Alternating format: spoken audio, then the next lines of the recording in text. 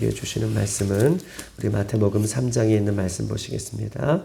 마태복음 3장 1절로 10절까지 있는 말씀 보시겠습니다. 마태복음 3장 1절로 10절까지 있는 말씀, 저와 여러분 한 절씩 그렇게 교독하시겠습니다. 그때에 세례 요한이 이르러 유다 광야에서 전파하여 말하되, 그는 선지자 이사야를 통하여 말씀하신 자라. 일렀으되 강야에서 외치는 자의 소리가 있어 이르되 너희는 주의 길을 준비하라, 그가 오실 길을 곧게 하라 하였느니라.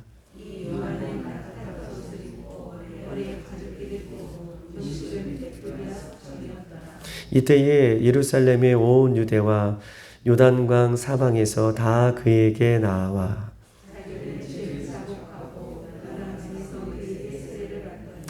요한이 많은 바리새인들과 사두개인들이 세례 베푸는 대로 오는 것을 보고 이르되, 독사의 자식들아, 누가 너희를 가르쳐 임박한 진노를 피하라 하더냐. 속으로 아브라함이 우리 조상이라고 생각하지 말라. 내가 너희에게 이르노니 하나님이 능히 이 돌들로도 아브라함의 자손이 되게 하시리라. 나무에 놓였으니 좋은 열매 맺지 아니하는 나무마다 찍혀 불에 던지리라. 아멘. 반갑습니다. 오늘도 하나님께서 저희들에게 주시는 이 말씀 가운데에 온전히 서는 저와 여러분 되기를 주님의 이름으로 축복합니다.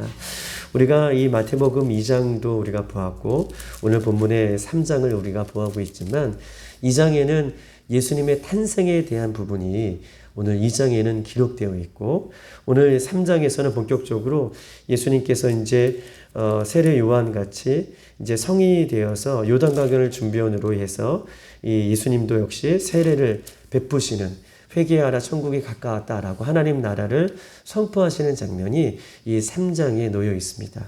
그렇기 때문에 2장과 3장 사이에는 갭이 있어요. 얼마나 갭이 있냐면 2장과 3장에는 2장에는 예수님의 탐생이고 3장에는 예수님께서 이제 본격적으로 성장하여서 이제 공생애를 거쳐서 하나님 나라를 선포하는 본격적인 장면이기 때문에 2장과 3장에는 30년이라는 이 갭이 있는 것입니다.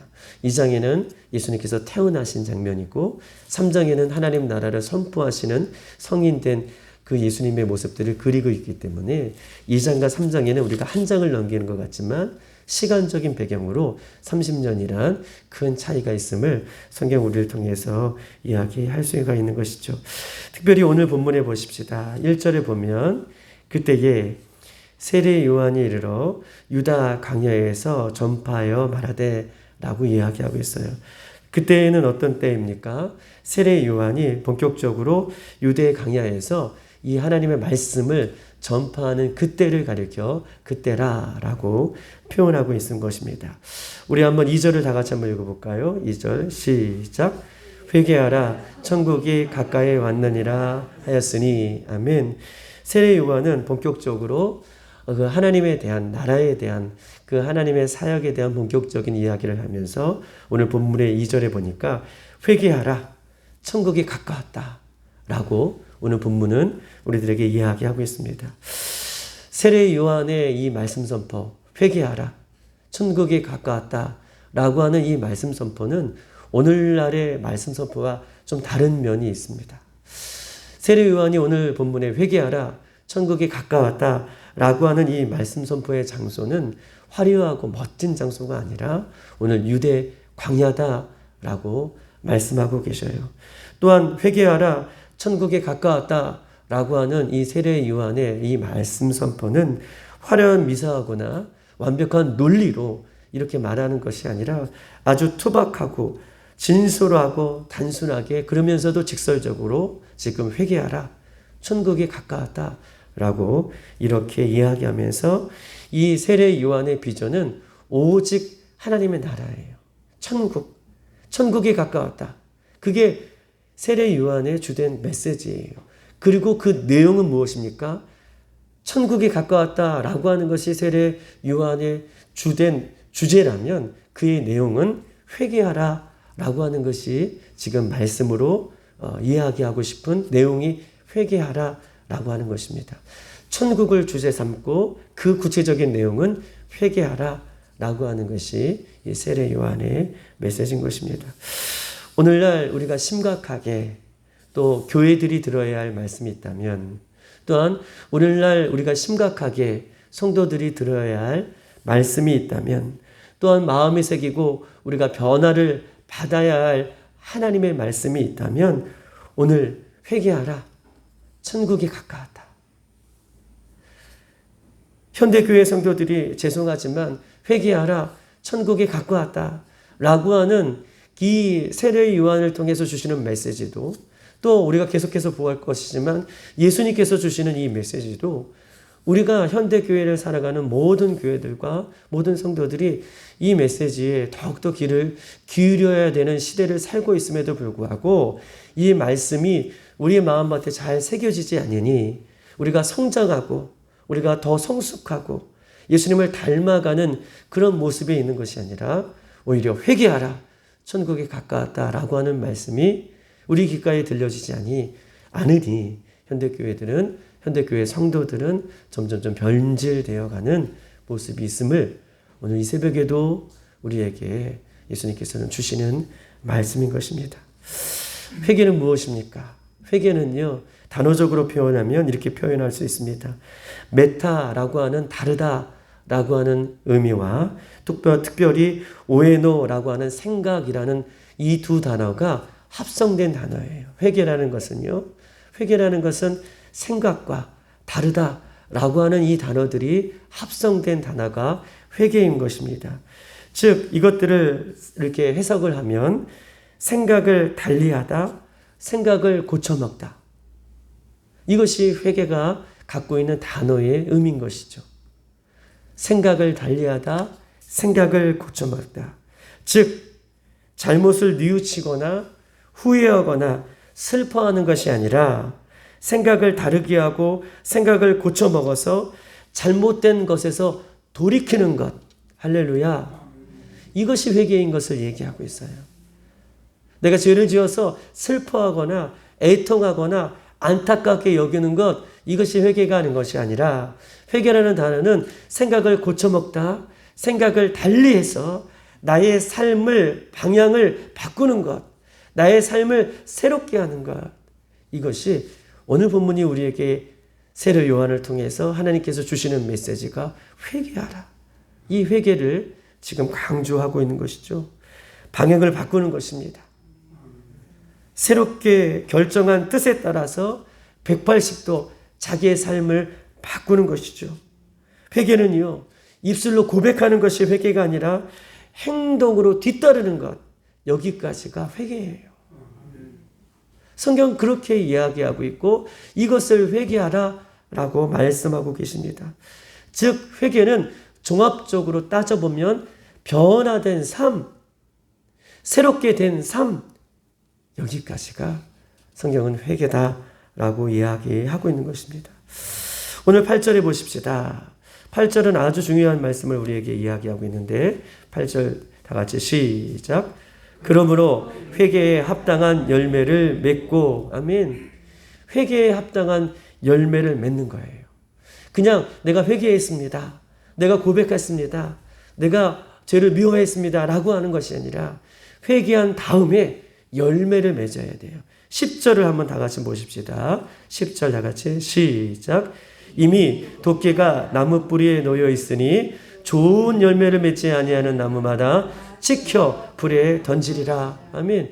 회개하고 오늘 본문의 열매를, 회개에 대한 열매를 이야기하면서 10절에는 열매를 맺지 못하는 사람, 즉 삶의 변화를 받아서 삶의 변화된 열매가 없는 사람들, 열매가 없는 나무들은 어떻게 해요? 찍어서 불에 던지리라 라고 말씀해 주셨던 것은 진정한 회개가 되지 않았음을 이야기하면서 궁극적으로 천국에 들어가지 못할 것에 대한 부분들을 우리에게 이야기하고 있어요. 얼마나 우리가 이 새벽에 귀담아 듣고 우리가 예수님 다시 오실 때까지 이 말씀을 우리 마음밭에 새겨야 함을 성경은 이야기하고 있습니다.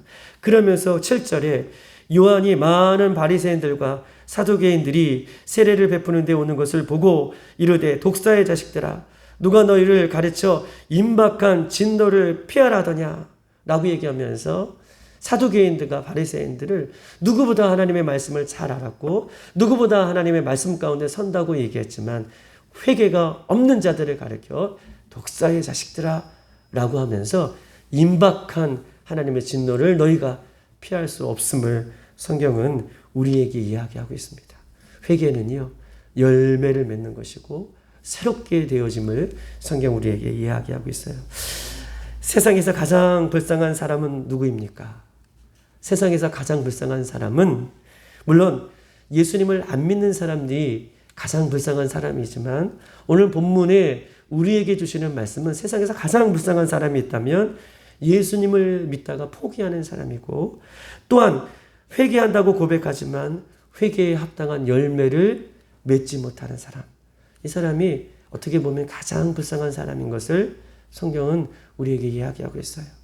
예수님을 안 믿는 사람도 불쌍한 사람이지만 예수님을 믿다가 포기한 사람도 불쌍한 사람이고 오늘 나는 예수님 잘 믿는 것 같은데 회개에 열매가 없는 사람, 그 사람이 또한 안타깝고 연약한 사람인 것을 성경은 우리를 통해서 말씀하고 계십니다.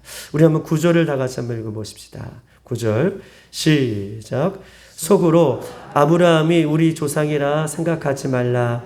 내가 너희에게 이르노니 하나님이 능히 이 돌들로도 아브라함의 자손이 되게 하시리라. 아멘. 속으로 아브라함이 우리 조상이라 생각하지 말라라고 하는 것은 무슨 말씀입니까? 진정한 회개, 진정한 변화된 삶, 이 회개의 열매가 없으면서 나는 아브라함의 자손이야. 나는 구원받았어. 난 선택한 하나님의 백성이야. 이렇게 생각하지 말라는 거예요. 진정한 회개의 열매가 나는 없으면서 진정한 회개를 하지도 않으면서 나는 하나님의 구원받았어. 나는 예수 믿어. 난 예수 믿고 천국 갈 수 있어. 라고 얘기하지 말라는 거예요.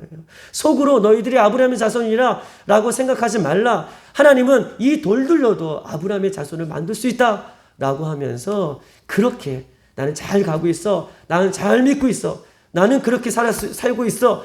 라고 생각하는 사람들에게 지금 경고의 말씀을 지금 하나님께서는 우리들에게 하고 있는 것입니다. 그러므로 회개는요, 지휘, 고하, 남녀노소, 가진 자나 못 건진 자나 차등이 없이 반드시 회개해야 되고 반드시 회개의 열매를 맺어야 할 것을. 왜냐하면 회개는 하나님의 나라와 직결되어 있기 때문에 회개하라, 천국이 가까웠느니라 라고 누누이 말씀하고 있기 때문에 회개는 너무나 중요한 것임을 성경은 다시 한번 우리들에게 지금 말씀하고 있는 것입니다. 사랑하는 빌라델피아의 성도 여러분, 회개하라, 천국이 가까웠느니라.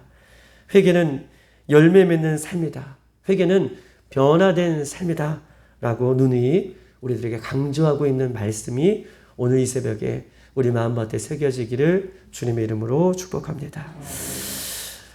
성경은요, 이 회개에 대해서 아주 일괄적이면서도 그리고 성경은 이 회개에 대해서 아주 통일적이고 아주 중요한 메시지로 일괄적이게 우리들에게 메시지를 전하고 있습니다. 예수님도요, 공생의 사역 기간에 시작을 하면서 뭐라고 말씀해 주시냐면 회개하라, 천국이 가까웠다. 회개하고 복음을 믿어라 라고 예수님도 아주 일괄적으로 통일되게 이 회개에 대한 말씀을 말씀하고 계십니다. 우리가 찾아보지 않았지만 오순절 성령이 임할 때 베드로가 무엇을 선포하십니까? 사도행전 2장 28절에 보면 너희가 회개하여 각각 예수 그리스도의 이름으로 세례를 받고 죄사함을 받으라. 베드로가 오순절 성령이 충만하여서 담대하게 너희가 회개하여 각각 예수 그리스도의 이름으로 세례를 받고 죄사함을 받으라 라고 이렇게 선포했습니다. 사도 바울은 어떻게 선포합니까? 사도 바울도 우리가 잘 알고 있는 말씀 사도행전 26장 20절에 회개하고 하나님께 돌아와 회개에 합당한 일을 하라 라고 말씀해 주십니다. 회개하고 하나님 앞에 돌아와서 회개에 합당한 일을 이제부터 해라 라고 사도 바울도 베드로도 예수님도 세례 요한도 아주 일괄적이고 성경은 회개에 대해서, 하나님 나라에 대해서, 천국에 대해서 이렇게 말씀하고 있는 것입니다. 오늘날 교회들과 성도들이 영적 대부흥의 시작은 언제부터 시작합니까? 내가 신앙생활 하고 있는데 내 심령의 부흥이 언제부터 시작이 되는 것입니까? 교회들이 부흥을 꿈꾸는데 그 영적인 교회들의 부흥이 언제부터 시작되는 것입니까? 가정이 회복되기를 원하는 것인데 가정이 회복되는 시기가 언제입니까? 나라의 민족이 회복되기를 원하고 새벽마다 나라의 민족을 위해서 기도하고 있는데 나라의 민족이 회복되는 그 시기가 언제입니까? 그 시기는 회개예요. 회개할 때에 나라의 민족이 회복되는 것이고, 회개할 때에 가정이 회복되는 것이고, 회개할 때에 교회가 회복되는 것이고, 회개할 때에 내 자신이 회복되어서 내가 새롭게 살아갈 수 있는 주된 메시지가 회개하라 라고 하는 하나님께서 우리에게 주시는 메시지인 줄 믿습니다. 오늘 이 새벽에 늘 우리가 회개하고 있지만, 그러나 나는 회개한다고 얘기하고 있지만 회개에 합당한 열매들을 내 삶 가운데 맺고 살아가는지, 회개는 열매 맺는 삶까지, 변화된 삶까지가 회개라고 얘기하는데 나는 어떻게 구체적으로 예수님의 오실 길을 맞이하고 준비하고 있는지, 오늘 이 메시지가 들려짐으로 말미암아 내 개인의 회개가 우리 교회에 이어지고, 우리 교회의 회개가 내 가정에 이어지고, 내 가정에 이어진 회개가 이 나라 민족을 살릴 수 있는 이 새벽이 되어지기를 주님의 이름으로 축복합니다. 오늘 하나님께서 우리에게 주시는 이 삶의 소리가, 또 삶 속에서 말씀해 주시는 이 소리가 들리기를 원합니다.